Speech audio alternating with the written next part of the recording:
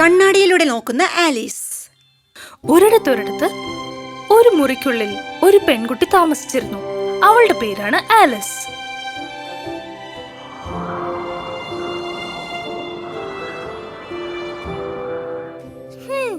ഇന്നൊരൽപ്പം വെയിലുണ്ടായിരുന്നെങ്കിൽ എനിക്ക് കളിക്കാമായിരുന്നു. പക്ഷെ പൂക്കൾ പോലും ഉറക്കമാണ്.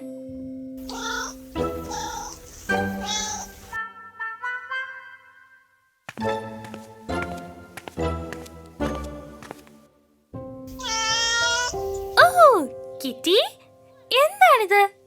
നീ എന്റെ കൂടെ ചെസ് കളിക്കാൻ വരുമോ പ്ലീസ്? വെറും 7.5 വയസ്സുള്ള അവൾ വളരെ ആകാംക്ഷ നിറഞ്ഞതും സങ്കല്പം നിറഞ്ഞതുമായിരുന്നു.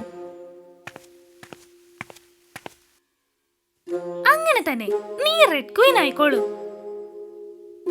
ഇവിടെ ഞാൻ വൈറ്റ് ക്വീൻ ആയിക്കോളാം. എനിക്ക് ശരിക്കും ഒരു ക്വീൻ ആകാൻ കഴിഞ്ഞെങ്കിൽ. കിറ്റി, നേരെ ഇരിക്കൂ, കൈകൾ മടക്കൂ. ഓ, നീ അതെല്ലാം നശിപ്പിച്ചല്ലോ. വാ, ഇറങ്ങ്.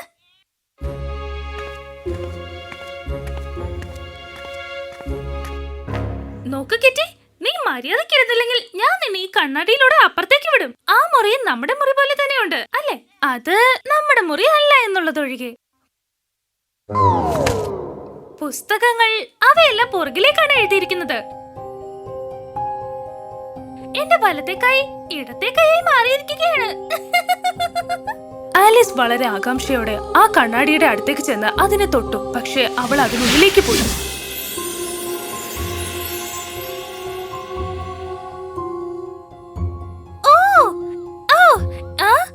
എന്താ ഇപ്പൊ സംഭവിച്ചത്?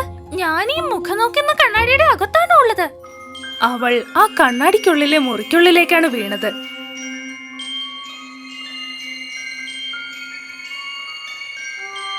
ഈ ഫ്ലവർ വേസ് അപ്പുറത്തല്ലേ ഇരിക്കേണ്ടത്? ഓ നോ, എല്ലാം തലതിരിഞ്ഞാണല്ലോ ഇരിക്കുന്നത്. ക്ലോക്ക് പോലും തിരിഞ്ഞാണ് കറങ്ങുന്നത്. ഓ, ഇത് ചെസ് ബോർഡ് അല്ലേ? ആലിസ് ആ ചെസ് ബോർഡിനടുത്തേക്ക് ചെന്നു. പക്ഷേ അതിൽ കഷ്ണങ്ങളൊന്നുമില്ലായിരുന്നു. വിചിത്രമായിരിക്കുന്നല്ലോ. അവയെല്ലാം എങ്ങോട്ടാണ് പോയത്? കണ്ണാടിക്കുള്ളിലെ സ്ഥലങ്ങൾ എങ്ങനെയാണെന്ന് നമുക്ക് നോക്കാം. ആലിസ് പതിയെ വീടിന് വെളിയിലേക്ക് ഇറങ്ങി. ചുറ്റും നോക്കിയ അവൾ ഒരു പൂന്തോട്ടം കണ്ടു. അത് ദൂരെ ഒരു കുന്നിന്റെ അടുത്തായിരുന്നു. ഓ, മനോഹരമായിട്ടുണ്ടല്ലോ. എനിക്ക് ആ കുന്നിന്റെ അടുത്തേക്ക് എത്തണം. നീളമുള്ളതും വളഞ്ഞതുമായ ഒരു വഴിയിലൂടെ അവൾ നടക്കാൻ തുടങ്ങി. എന്തുകൊണ്ടാണ് ഞാൻ അതിന്റെ അടുത്തേക്ക് എത്താത്തത്? ഓ, ഇത് ആ വീടല്ലേ? പക്ഷെ എങ്ങനെ? നമുക്കൊന്നും കൂടെ ട്രൈ ചെയ്യാം. അവൾ കുന്നിന്റെ അടുത്തേക്ക് നടക്കാൻ ശ്രമിക്കും തോറും അത് ദൂരെ ആയിക്കൊണ്ടേയിരുന്നു. ആ വീട് തന്നെ അവൾക്ക് മുന്നിൽ പ്രത്യക്ഷപ്പെട്ടുകൊണ്ടിരുന്നു. എന്ത്? പക്ഷെ എങ്ങനെ? ഓ, ഞാൻ എന്നാൽ മറ്റേ വഴി പോയി നോക്കാം. എനിക്ക് ഒന്നും തന്നെ മനസ്സിലാവുന്നില്ല. ആലിസ് ആ പൂന്തോട്ടത്തിന്റെ വാതിലിനടുത്ത് എത്തിക്കഴിഞ്ഞു. പക്ഷെ എന്താണ് സംഭവിച്ചതെന്ന് അവൾക്ക് മനസ്സിലാവുന്നില്ലായിരുന്നു. എത്ര വിചിത്രമായിരിക്കുന്നു.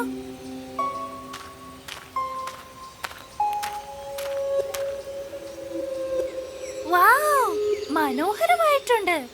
നിനക്കൊന്ന് സംസാരിക്കാൻ കഴിഞ്ഞെങ്കിൽ. ഞങ്ങൾക്ക് സംസാരിക്കാൻ കഴിയും, പക്ഷെ ഞങ്ങൾ സംസാരിക്കുന്നത് നീ കേൾക്കുമോ? ഓ, ആലിസ് അമ്പരന്ന് പോയി. ഇതിനു മുൻപേ പൂക്കൾ സംസാരിക്കുന്നത് അവൾ കേട്ടിട്ടില്ലായിരുന്നു. ഇവിടെ എല്ലാ പൂക്കളും സംസാരിക്കുമോ? നിങ്ങളെക്കാളും നന്നായിട്ട് സംസാരിക്കും.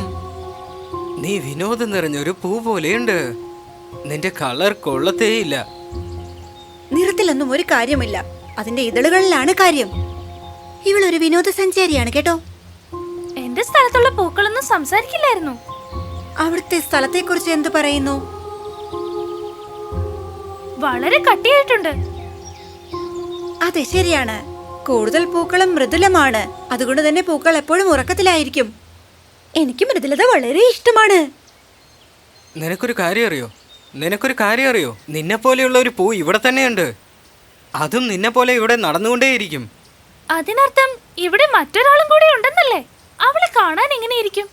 നല്ല ചുമന്ന നിറമാണ്. അതിന്റെ ഇതളുകൾ വലുതും മടക്കുകളുള്ളതുമാണ്. അതിൽ ധാരാളം മുള്ളുകളും ഉണ്ടാകും. ഓ, ഇതാ അവൾ വന്നു. ആലിസ് തിരിഞ്ഞു നോക്കി. റെഡ് ക്വീൻ അവളുടെ അടുത്തേക്ക് വരുന്നത് കണ്ടു. അവളെ കണ്ടിട്ട് എന്റെ ചെസ് ബോർഡിലെ ക്വീനിനെ പോലെയുണ്ട്. ഓ, അവൾ എങ്ങനെയാണ് എന്റെ അടുത്തേക്ക് എത്തിയത്? ചിലപ്പോ ഞാൻ മറ്റേ വഴി പോയാൽ എത്തുമായിരിക്കും.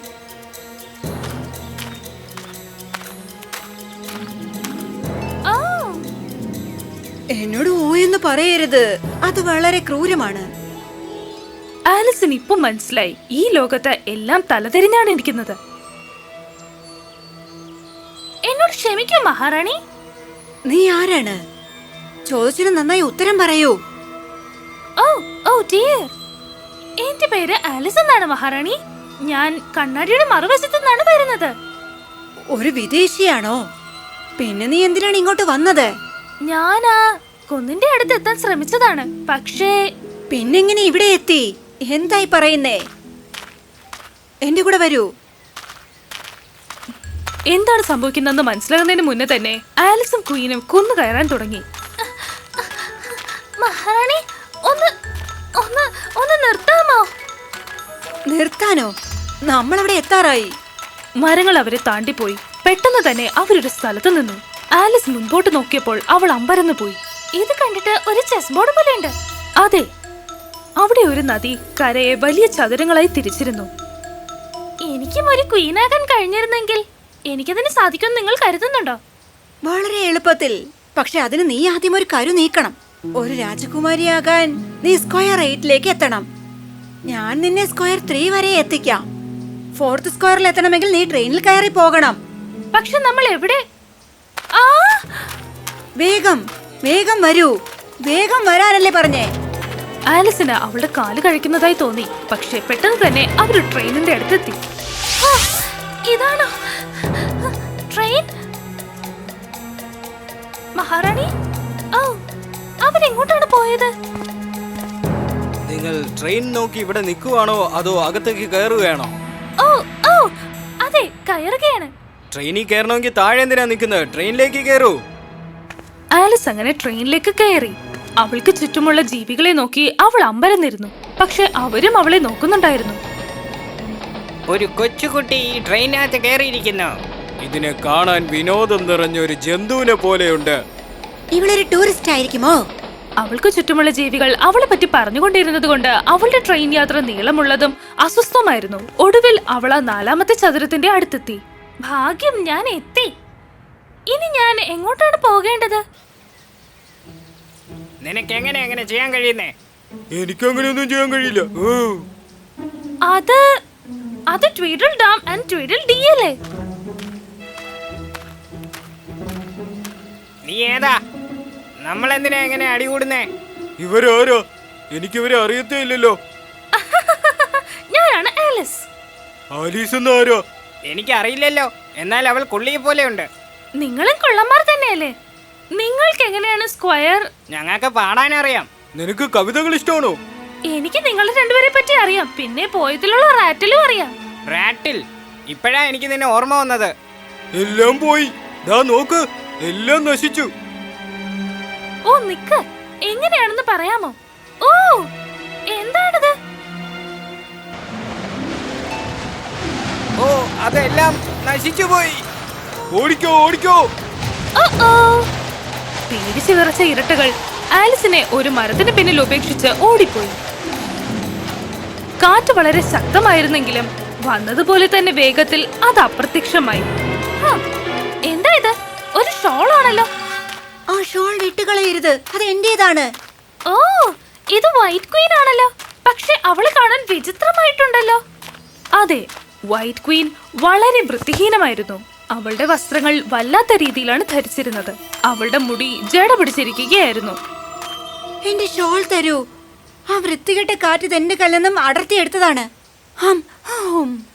നിൽക്കൂ, ഇത് ഞാൻ ശരിയായി ധരിപ്പിച്ചു തരാം മഹാറാണി. മഹാറാണിയോ? നീ എന്നെയാണോ വിളിച്ചത്? ചില സമയത്ത് ഞാൻ മഹാറാണിയാണെന്ന് മറന്നു പോകും. ഞാൻ എങ്ങനെയുണ്ടെന്ന് നോക്കൂ. എങ്ങനെ നടക്കുന്നെന്നോ എങ്ങനെ ഡ്രസ് ചെയ്യുന്നെന്നോ ഒന്നും എനിക്ക് മനസ്സിലാകുന്നില്ല. ലാ ലാ ലാ ലാ ലാ ലാ. നിൽക്കൂ നിൽക്കൂ മഹാറാണി, 8ാമത്തെ ചതുരത്തിലേക്ക് ഞാൻ എങ്ങനെയാണ് എത്തുന്നത്? ഇങ്ങനെ ഇടതു ഭാഗത്തേക്ക് ഒരു സ്റ്റെപ്പ് വെച്ചിട്ട് ദാ ഇങ്ങനെ ഇരിക്കണം. ഇല്ല, എനിക്കങ്ങനെ തോന്നുന്നില്ല. ഓ, എന്താണ് സംഭവിക്കുന്നത്? വൈറ്റ് ക്വീന്റെ രൂപം മാറുകയായിരുന്നു. പിന്നെ അവൾ നടക്കുന്ന ഒരു മുട്ടയാണ് കണ്ടത്. ആ മുട്ട വലുതാവുകയും പിന്നെ അത് ഉയർന്നു പോകുകയും ചെയ്തു.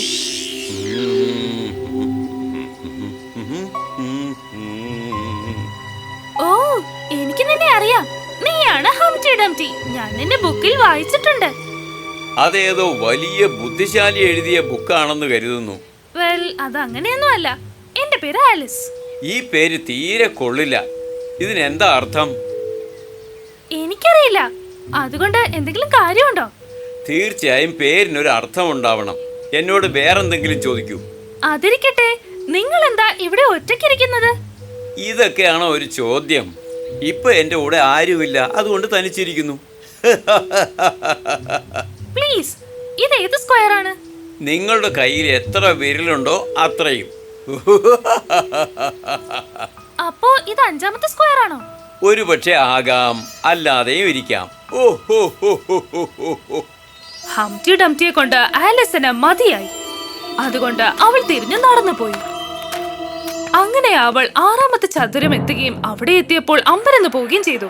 മറ്റുള്ളവർ ഒരു സിംഹത്തിന്റെയും യൂണിക്കോണിന്റെയും ഗുസ്തി കണ്ട് ആസ്വദിക്കുകയായിരുന്നു. ശരിക്കുള്ള യൂണിക്കോൺ! എന്റെ ദൈവമേ, എപ്പോഴാ ഇത് അവസാനിക്കുന്നത്? മഹാരാജാവേ, എന്തിനാണ് ഇവരിങ്ങനെ ഗുസ്തി പിടിക്കുന്നത്? കിരീടത്തിന് വേണ്ടിയാ അടിയുണ്ടാക്കുന്നത്. ആരുടെ കിരീടത്തിന്?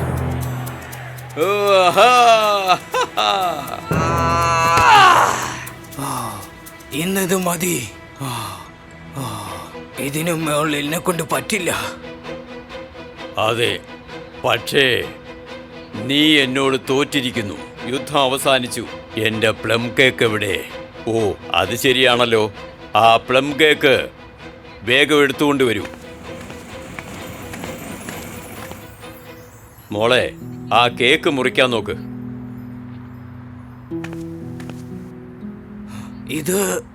ഇതെന്തായിരിക്കും?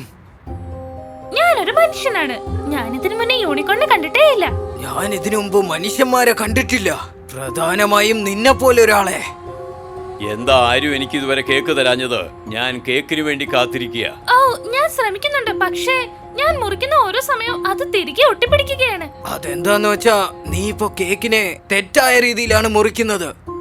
ആദ്യം നീ കേക്ക് എല്ലാവർക്കും കൊടുക്ക്, എന്നിട്ട് കട്ട് ചെയ്യ്. ആലിസിനൊന്നും മനസ്സിലാവുന്നില്ലായിരുന്നു. അവൾ ആ കേക്ക് കൊണ്ടുവരുമ്പോൾ തന്നെ ആ കേക്ക് തന്നെ ഡിവൈഡ് ആവുന്നത് അവൾ കണ്ടു. ശരി, നീ കേക്ക് മുറിക്കാൻ നോക്ക്. പക്ഷേ ഒഴിഞ്ഞ പാത്രം ഞാൻ എങ്ങനെ കഴിക്കാനാണ്? ഓ, എന്താ ഈ ശബ്ദം? ആ ശബ്ദം വളരെ ഉച്ചത്തിലായിരുന്നു. ആലിസ് എഴുന്നേറ്റ് പാലം കടന്ന് ഓടിപ്പോയി. കുറെ ദൂരം ചെന്നപ്പോൾ ആ ശബ്ദം നിലച്ചു. എന്നാൽ അവൾ കണ്ണു തുറന്നപ്പോൾ എവിടെയാണെന്ന് മനസ്സിലായില്ല. എന്താ, ഞാൻ മറ്റൊരു സ്ക്വയറിൽ എത്തിയെന്നാണോ? ചെക്ക്. ഇപ്പോൾ നീ എന്റെ അടിമയായി. എന്ത്? അല്ല, അവൾ എനിക്ക് സ്വന്തമാണ്. അവരുടെ വഴക്ക് കണ്ട് ആലിസ് പേടിച്ചു പോയി. അവൾ വേഗം തന്നെ വലിയൊരു പാറയ്ക്ക് പിന്നിൽ ഒളിച്ചു. ഓ ദൈവമേ, എനിക്ക് ആരുടെ പ്രശ്നം ആവണ്ട. കണ്ടിട്ട് ഇത് അവസാനിച്ചെന്ന് തോന്നുന്നു. അഭിനന്ദനങ്ങൾ, ഇപ്പോൾ ഞാൻ ജയിച്ചിരിക്കുക. എനിക്ക് ആരുടെ പ്രശ്നം ആവണ്ട. എനിക്കൊരു രാജ്ഞി ആയാൽ മതി. നിങ്ങളുടെ ആഗ്രഹം പോലെ ആകട്ടെ. അങ്ങനെയാണെങ്കിൽ നിങ്ങളെ ഞാൻ തന്നെ സുരക്ഷിതമായി 8ാമത്തെ സ്ക്വയറിലേക്ക് കൊണ്ടുപോകാം. ആലിസിന് അത്ഭുതമായി. പക്ഷേ ആ വൈറ്റ് നൈറ്റ് ആലിസിനെ പുൽത്തകടികളും പാലങ്ങളും കടത്തിക്കൊണ്ടുപോയി. ഒടുവിൽ ഞാൻ 8ാമത്തെ സ്ക്വയറിൽ എത്തിയിരിക്കുന്നു. ഇപ്പോൾ ഞാൻ ഇവിടുന്ന് പോകേണ്ടതുണ്ട്. നിങ്ങൾക്ക് എന്റെ അഭിനന്ദനങ്ങൾ മഹാറാണി.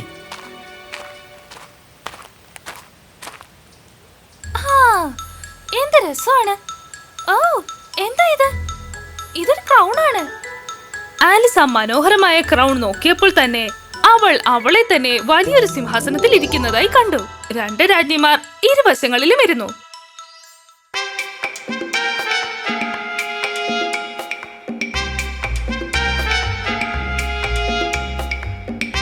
ഓ, ഞാൻ എവിടെയാണ്? നിനക്ക് വേണ്ടിയുള്ള വിരുന്നിലാണ് നീ ഇരിക്കുന്നത്. ഇപ്പോൾ നീ ക്യൂൻ ആലീസ് ആണ്. പക്ഷെ നിനക്ക് ക്യൂൻ എന്താണെന്ന് അറിയില്ലല്ലോ.